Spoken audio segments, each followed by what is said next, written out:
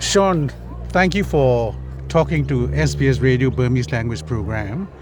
Yeah, we really are happy that you are, released from Burma.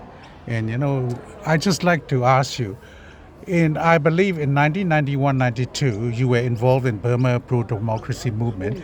At that time, how did you find out about Burma? Oh, good question. It came through Tinza Lewin, who I was sharing a house with at the time. And so Tinza Lewin, of course, known to everyone, I think, on SBS Radio. And she introduced me to the events, and we came around, did community things. And, of course, Terrell, I first met you around that time as well. So nearly 30 years ago, and got to know people in the community, the issues about Burma. And I was really attracted to Burma as a country. Really interesting story. Terrible regime, and because I was an economist, I got more and more interested in the economy, and that led ultimately to meeting Daw Suu and doing work with her, and then a succession of events led me to being in the country, and then of course I was there when the coup took place as well. Yeah. When did you meet Daw Suu, and how did you meet her? So it was in about 2010. I was visiting Burma for the very first time. And I'd let her office know that I was going to be there, and they got in touch with me at the Park Royal Hotel there in Yangon, and said, would you mind coming around to see Daw Suu? And of course I said, would I mind? I'll be there straight away. So I went straight to her house, had a long chat with her about the economy, but lots of other stuff, and we just established an instant rapport or an instant friendship, and it was just great. And then, of course, when she did, and I was doing things helping her along the way, but then when she won the election in November 2015, at that point she said, look, Sean, is there any chance you could come over and just help out? Which I did, and so I was effectively there from 2016, then all the way through to the coup in 2021, and then of course arrested after that. Yeah, and I'm not sure whether it's true or not. Some people say that the Chaopiu deep sea port, at first during the military regime, the Chinese, they own about 75% of the port project, and when Daw Suu came in, Daw Suu pushed it down to 60% or something like that. And a lot of people say you gave advice to Daw Suu, to slow down the Chinese involvement in Chaopiu Depot. Is that true? Yeah, I was involved, but Burmese economists much more so. So I was just helping them. So some wonderful people who are now under arrest. So I probably won't mention their names just because it's controversial and so on. But they were brilliant. And it was one of the best things about the NLD government, that whole thing, because Chaopiu was a terrible deal. It would have led Burma with about over $10 billion of debt, which would have been a terrible thing, even to now. But the Burmese economists, led by the finance minister and so on, renegotiated it down from $10 billion to $1 billion. And so, in other words, a project that was completely useless for Burma, lots of good things for China but not much for Burma. And they ended up getting to a project that just would have been good all round. And no debt. That was the other great thing. They managed to make sure that Burma carried no sovereign debt on that issue. Right. Great deal. It was one of the massive success stories, I think, of the NLD government. But all credit to the Burmese economists. They were just brilliant, and they were so good at negotiating with China. In fact, so much so that I reckon there was a lesson there, not only for Burma in negotiating with China, but to everyone, all countries negotiating with China. It was so good, they were so strong.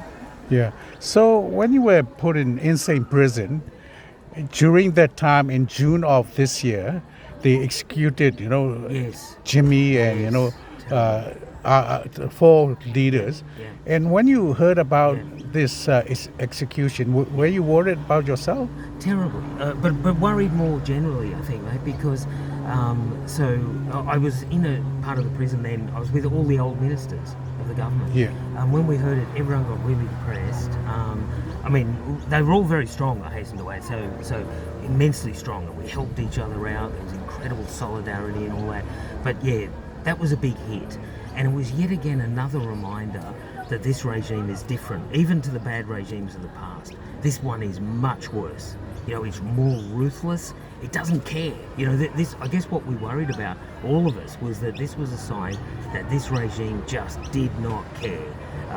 Because, of course, ASEAN, it wasn't just America, Europe, Australia, ASEAN said, don't do this, and they did.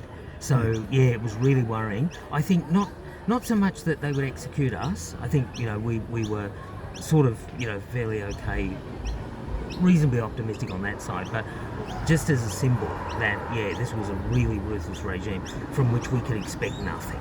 So, yeah, a bad day. Yeah, were you treated well in the prison? No, not at all.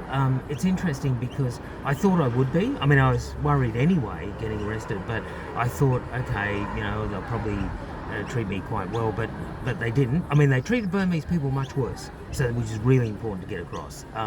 But I was in just the same prison as with everyone else, same food, same everything. So same treatment. But as I say, that they got a little bit worse. I think being a foreigner, I just got things a little bit better, but not a lot actually. So I guess the upside of that is that I now know, what it's like for the people who were there. So a bad experience. But again, I can't say enough how good the other political prisoners were. They protected me very much because I was, I'm sure as your listeners could guess very easily, I'm just an old professor. The idea of being in a prison as notorious as insane was shocking, and but the other political prisoners were really good. They helped me, and some of them were murdered later on, and some of them treated terribly. Yeah.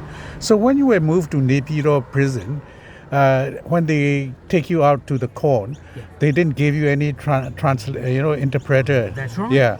That's so right. one time, Dosu and you were together in the same court, and she tried to do interpreting for you. Is that true? That's right. So one of my interpreters was Dosu. But I used to see her so our trial was every Thursday. So I used to see her every Thursday morning, and we'd have half an hour to talk and so on. But they did not allow me an interpreter, which disadvantaged me incredibly. They did allow me an interpreter, but it was a government interpreter. So it was worse than having having no interpreter. Because I mean, the person I think individually was quite nice, but I couldn't trust what I said. But the other thing is that I didn't want to get her into trouble as well, because I thought, if I say something to her, she could then come under pressure from the regime to reveal what it said. So it was a very difficult situation actually with the interpreter. Yeah. So now since you are back in Australia, so what is your plan? Are you going to plan to do something for Burma? What sort of thing are you planning to do? I sure am. I was active before, but now it's extra more personal. So I think there's a famous line, now it's personal. So absolutely full on. I'm going to write a book with my wife. In fact, we've started already, and we're thinking of a title. So if listeners can think of a title or want to suggest it to me, please do, because we want to write an important book about this. We want to write a book that will get a big audience, because we think it's really important for the people of Australia and around the world to know. And I'm in the happy position, and fortunate compared to my colleagues. My Myanmar colleagues have been free, and I can tell the story. And in fact, I have a duty to tell the story. It's not just an opportunity, it's absolute sacred duty to tell the story. And but I'll do it with her, my wife, who did so much to get me out, as I'm sure people would know. And so we'll tell that story, and we'll make it a very human story, so not an academic story, because we want lots of people to read it, many people around the world, and we think it'll be just a good story, but with a very strong message about what's happening in Myanmar and how it needs to be free. Yeah. So are you planning to lobby the Australian government to put more sanction on Burmese military regime? Yes, and just to see where things are. So one of the disadvantages I have, of course, I've been locked away for a year and a half, so I don't really know what's going on. I've been trying to work out what's happening. So at this moment, I'm not entirely sure where Australia is at the moment. I know we haven't put the sanctions that America has on and so on. So I want to have a look at all of that. I think there's very big room, particularly for targeted financial sanctions. Absolutely. I think, and hopefully I've got some information that might be useful on that, to where the target needs to go and all that.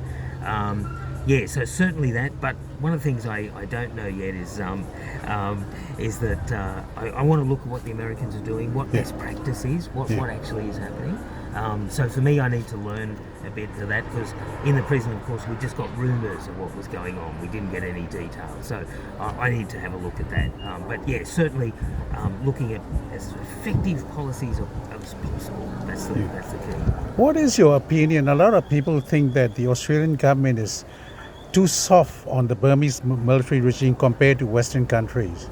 Yeah, I'm not sure. I think the Australian approach, again, so the first thing to say is I'm not sure, because I didn't see it. I think the Australian approach has been quieter. I do think that in the Prime Minister Anthony Albanese and the Foreign Minister Penny Wong, I think we've got two really good people who care a lot. So we had a meeting with them a couple of days ago, and so I think they would be open to things. So so as I say, I'm not 100% sure where Australia's at, but I do know that in those two individuals especially, that they will be interested in doing more, I think. Yeah, one last question. A lot of Australian, including Western countries, they want to see the military regime fall and gone. But like, the People Defense Force inside Burma, they are fighting, with no weapons, not enough ammunition and things like that. Why can't the American and the European and Australian, why can't they give them, arms to the People Defense Force? It's interesting, mate. Again, I sound like I'm avoiding the question, but I'm not. Just because, I really don't know too much of the details of it. And in fact, that's next on my list to look at that. But I do take your point, because we've seen the big response to Ukraine and the massive support for Ukraine. And it seems to me that Burma is as we know, a very deserving case in for all sorts of support. So, but I'd like to have a look at that, mate. Again, in particular, in compare it to Ukraine, and to see whether there's lessons can be learned on all of that. But I think it's an important point.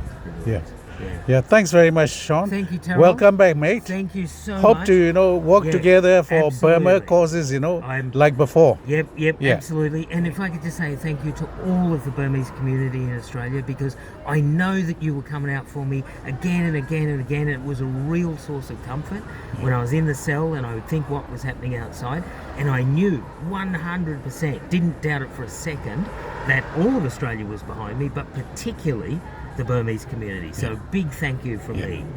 Yeah, thank you, Sean. Thanks. Thanks, Cyril. Thanks, mate.